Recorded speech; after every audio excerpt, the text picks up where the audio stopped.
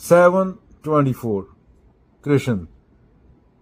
The less intelligent think I was formless earlier and have now assumed this personality. They do not understand the imperishable nature of my personal form.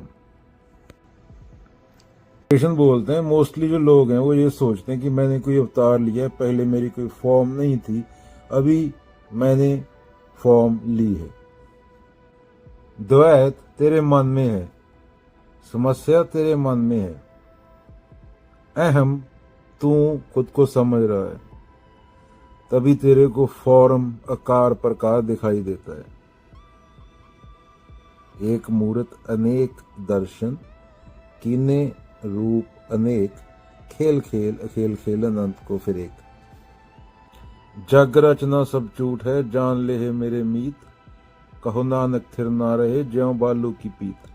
तो गुरु तेग बहादुर जी ने श्लोक महला 9वां में अलग तरीके से समझाने की कोशिश की है कि इसे सिर्फ खेल की तरह लो, और खेल की तरह सिर्फ तब ले सकते हो जब अहम नहीं रहेगा। अहम खुद को बहुत सीरियस लेना चाहता है, क्योंकि उसको कुछ ना कुछ प्रूव करना होता है खुद के होने का सबूत देने के लिए, और खुद के होने का सबूत देना मतलब झूठ है, झूठ को ही सबूत देना पड़ता है। सच अपना सबूत खुद होता है।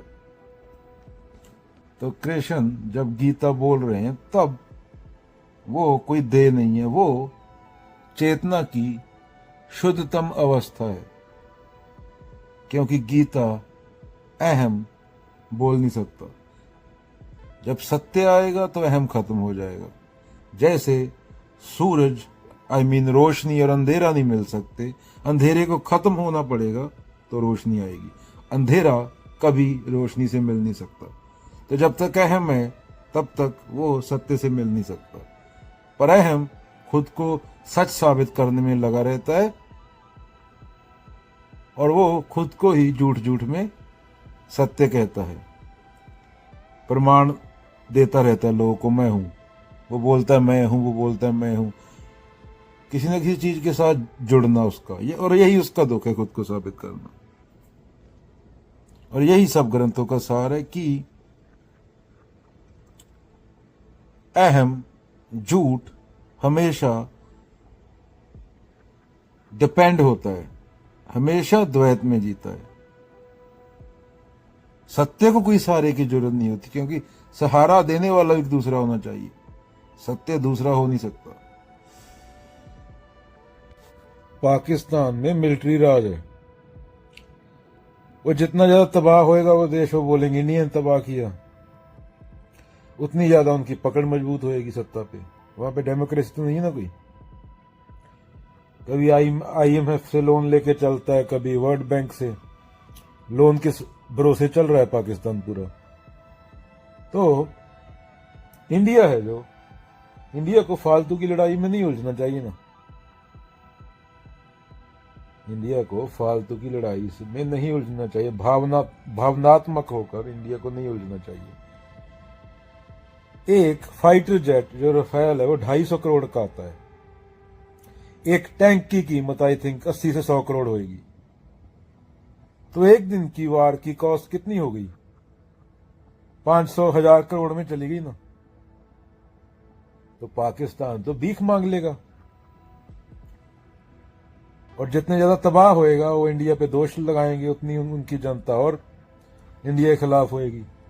अगेन वहां पे डेमोक्रेसी नहीं है ना, वहां पे चलती तो मिलिट्री की है, जो मर्जी जीते। तो लड़ाई में ये पता होना चाहिए लड़ाई रोकनी कहां है, लड़ाई में ये पता होना चाहिए लड़ाई रोकनी कहां है। एक बंदर के हाथ में तलवार आ गई और तुम भी तलवार लेके बंदर से लड़ाई करोगे, तुम इंसान हो। टीवी पे बैठ के विशेषज्ञ बोल रहे हैं हम ऐसे मारेंगे, वो उनके बोल रहे हैं हम ऐसे मारेंगे मौलाना। जनता को यह समझना चाहिए कि इंडिया में भूखमरी है, इंडिया में माल न्यूट्रिशन है, ये उनके टैक्स के पैसे से लड़ाई हो रहा है। इस पैसे का कहां यूज हो सकता था? अगेन पाकिस्तान तो डन केस है, Pakistan is done case. Osama bin Laden तक वहां से मिला, तो इंडिया को जितना नुकसान करना था उतना करके ये देखना चाहिए उसको रुकना कहां है। ईगो की लड़ाई नहीं बननी चाहिए। और जो बच्चे यहां बैठ के लिख रहे हैं सोशल मीडिया पे, उनको घरों से निकालो, उनको एक बोलो कि चलो भाई लड़ाई पे दिखाते हैं तुम्हें लड़ाई बॉर्डर पे कैसी होती है। क्योंकि सामने से देखना पड़ता है, वीडियो गेम नहीं है लड़ाई कि 14 साल का बच्चा कमरे में बैठ के वीडियो गेम खेल रहा है। उसको जब रियल की गोली सुनाई देगी तो उसको पता चलेगा कि मैं क्या बोल रहा हूं। क्योंकि सोशल मीडिया पे तो कोई भी आके हक देता है। तो इंडिया को अपना 20 साल का आय का देखना है। पाकिस्तान तो रिलीजियस मतलब इस्लामिक कंट्री है, इस्लामिक कंट्रीज का हाल देख लो। यहां पे धर्म और राजनीति जिस देश में एक साथ चले वो डन केस हो जाता है। इंडिया में भी यही हो रहा है सेम। अभी जो जिनके बच्चे हैं माँ बाप के, उनको ये सोचना होगा उनके बच्चों के लिए मंदिर चाहिए या स्कूल या हॉस्पिटल। अगेन, उनके बच्चों के लिए मंदिर चाहिए या स्कूल या हॉस्पिटल। एक एक्सपेरिमेंट कर लेना, बार बार बोलता हूं, 1 महीने के लिए मंदिर बंद कर देना, देखना कितने आदमी मरेंगे। कोई नहीं मरेगा। मस्जिद गुरुद्वारे की जो भी बात कर रहा हूं, धार्मिक स्थान की। और 1 महीने के लिए पूरे अस्पताल बंद कर दे, मरने वालों की संख्या लाखों में होगी। तो अस्पताल और स्कूलों की जरूरत है। पाकिस्तान की तो साइंस की किताबों में यह बताया जाता है कि 5000 साल पहले धरती बनी। तो पाकिस्तान तो डन केस है, वहां के बच्चों का रब रखा। वो तो बोलते हैं एवोल्यूशन ही नहीं हुआ। कोई ऊपर बैठा आके वो बना गया एक दिन में, छू मंत्र करके सबसे पहले इंसान आया। जबकि 65 साल पुराने तो 65 मिलियन साल पुराने तो डायनासोर के अंडे पड़े हैं लंदन के म्यूजियम में, फॉसिल्स पड़े हैं। और उसकी डेट भी चेक हो जाती है एग्जैक्टली कितने साल पहले। मिलियन, 5000 नहीं, थोड़ा बहुत फर्क नहीं है, 65 मिलियन।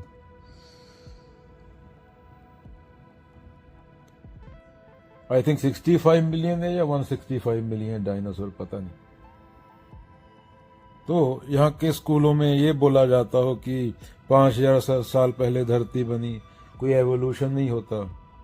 जबकि पूरी दवाइयाँ एवोल्यूशन की थ्योरी जो है सही साबित हो रही है, उसके बेस पे बन रही हैं। पर पाकिस्तान में दवाइयाँ भी नहीं।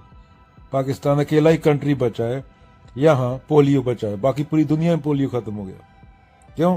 क्योंकि बोलते हैं टीका लगाना गलत बात है, पोलियो की दवाई लेना गलत बात है। गांव में मौलाना लोग बैठे हैं। दुनिया का 200 कंट्री है, पता नहीं 192 है, वो भी देख लेना गूगल पे, एग्जैक्ट नंबर याद नहीं। एक ही देश है पाकिस्तान, यहां से पोलियो खत्म नहीं हुआ।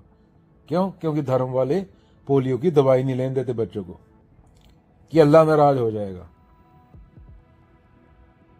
ये पाकिस्तान क्या है? ये डन केस।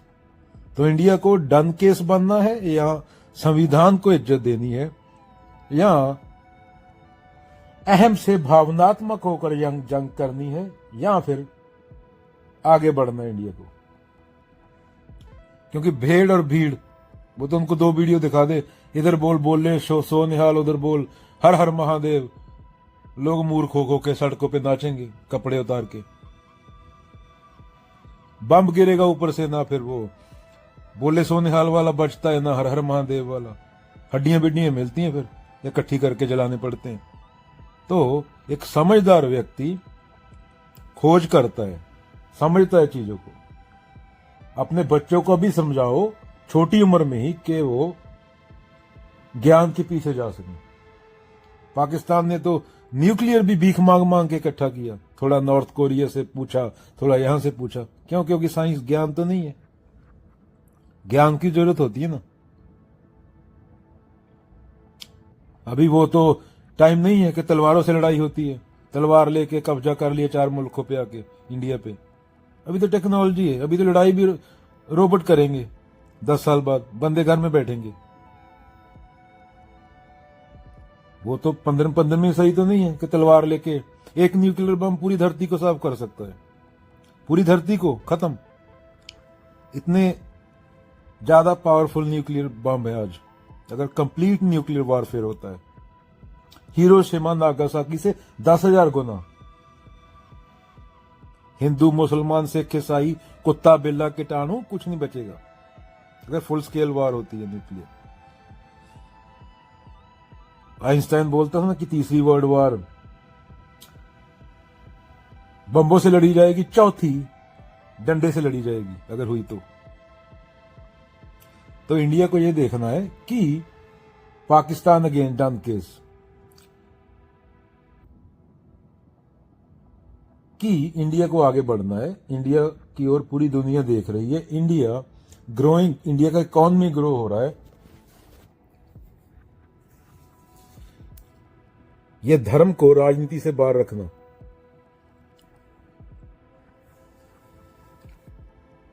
संविधान की इज्जत करना। संविधान किसने लिखा? बाबा अंबेडकर ने। और बाबा अंबेडकर जितना पढ़े लिखे थे उतना दुनिया में कोई दूसरा इंसान शायद से पढ़ा लिखा हो।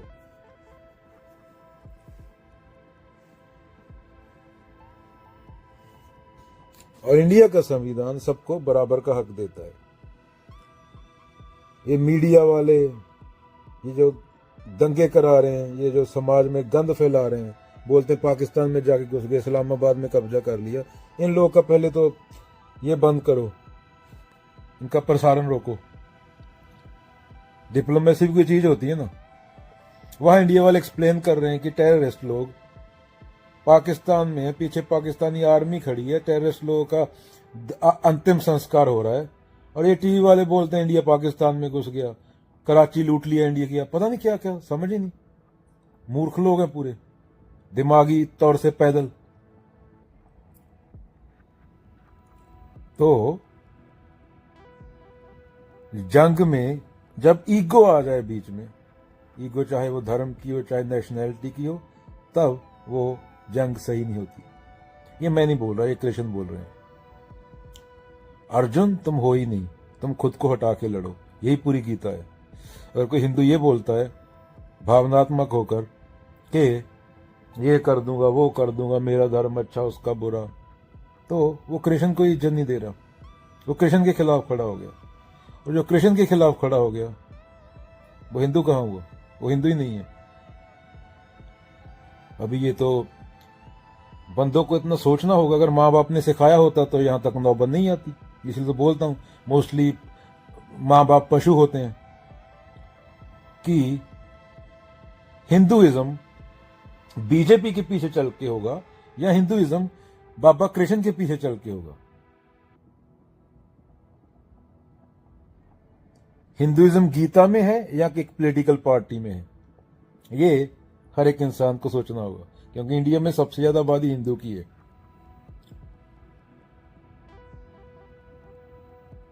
गीता जरूरी है, उसमें बात क्या हो रही है, या फिर बीजेपी जरूरी है? अगर बीजेपी जरूरी है तो कृष्ण को नकार दो। अगर बात न्यूक्लियर तक पहुंच गई तो जिन नदियों को तुम पूजा करते हो वो नदियों में जहर होगा। जिन नदियों को तुम पूजा करते हो, जिन नदियों को मां बोलते हो, उनमें जहर होगा। 15-20 करोड़ आदमी तो उसी टाइम पे मर जाएगा। मरेगा नहीं, डिसअपीयर हो जाएगा, कीटाणु तक नहीं बचेंगे। और बाकी बाद में अगर फुल स्केल न्यूक्लियर वार हो गया तो भूखमरी से, खाना ना उगने से कितने लोग मरेंगे तुम गिनती नहीं कर सकते। पाकिस्तान तो क्या, वो तो मलंग देश है। उनको तो समझाया हुआ आदों को कि वहां पे कोई हूर बैठी है ऊपर, जल्दी जाओ। ना उन्हें कोई नोबेल प्राइज जीता है, ना कुछ है, ना उनकी साइंस है, ना कुछ है। चोरी कर करके उन्हें बम बनाए हैं। तो ये सोचना होता है। बच्चे तुम्हारे हिरोशिमा नागासाकी तुम्हें मजाक जैसा लगेगा। बच्चे 4-4 सिरों वाले बच्चे पैदा होंगे, 3-3 सिरों वाले। फर्स्ट इंपैक्ट से 10-15 करोड़ मरेगा और उसके बाद खाना नहीं होगा, खाओगे क्या? सोचा है कि कितने दिन जी लोगे खाने के बिना, पानी के बिना? तो इन चीजों को सोचना होता है। भावनात्मक होकर बातें नहीं करनी होती।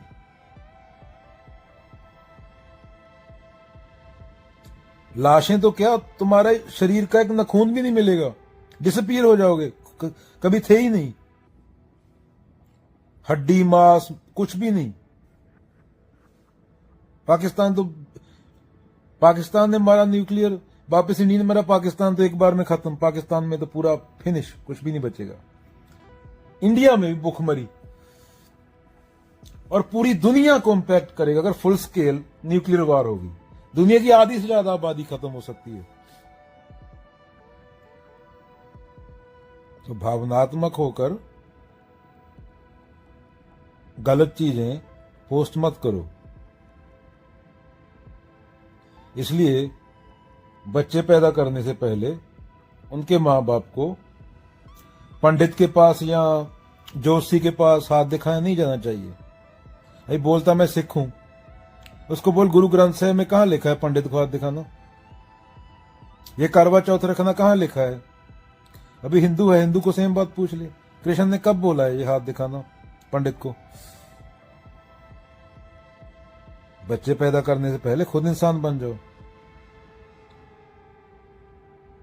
उनको तुम क्या पशु पैदा कर रहे हो? फिर टक्कर मारने को जाते हैं वो एक दूसरे को।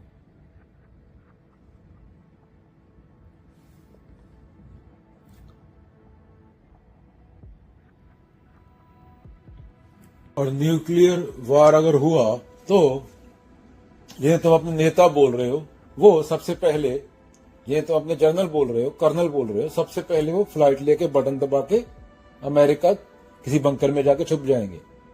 और तुम्हारे बच्चे, तुम्हारी आने वाली पीढ़ियां, तुम्हारी आने वाली नस्लें खत्म। अगेन, जिनके तुम भक्त बने फिरते हो, पॉलिटिशियन के, और ये जो बाबा लोग हैं जिनके पास पैसा है थोड़ा, ये सबसे पहले आके अमेरिका में छुप जाएंगे। और तुम जो अंधभक्त हो, गोहा खिलाया जाता है तुम्हें, मूत पिलाया जाता है धर्म के नाम पे बोतलों में डाल के, पढ़े लिखे हो तुम, इंजीनियर बनाया तुम्हें, इंसान नहीं बन पाए, गूगल पे जाके ये नहीं देख सकते कि गोहा और मूत सेहत के लिए कैसा होता है। गोहा मूत खा रहे हो तुम लोग इन लोगों के कहने पे। ये सबसे पहले निकल जाएंगे। एक तो कॉर्पोरेट वाले, दूसरा रिलीजन वाले, धर्म वाले, जिन्होंने तुम्हारे गले में धर्म ढाला है, 1200 साल तुम गुलाम रहे, और तीसरा जो पॉलिटिशियन है जिनको तुम अपना नेता बोलते हो। और तड़प तड़प के कौन मरेगा? तुम। हिमालय पे जाके न्यूक्लियर रेडिएशन पड़ेगी, हिमालय से पूरी नदियां निकलती हैं, पानी कहां से पियोगे तुम? जहर आएगा तुम्हारी नदियों में।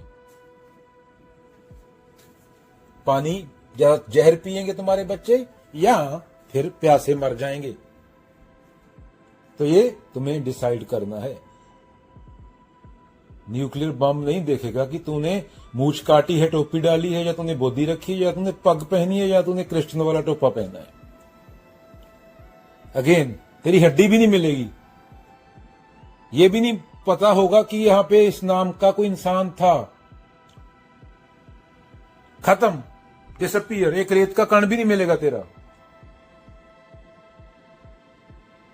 तो भावनात्मक होकर अपने बच्चों को डंडे उठाना मत सिखाओ। कबीर चौराहे के बीच मूर्ति लगाए खड़ी करने के लिए नहीं थे। बाबा नानक घर पे फोटो लगाए खड़ी करने के लिए नहीं थे। बाबा नानक के पास लेके जाना तुम्हें अपने बच्चों को।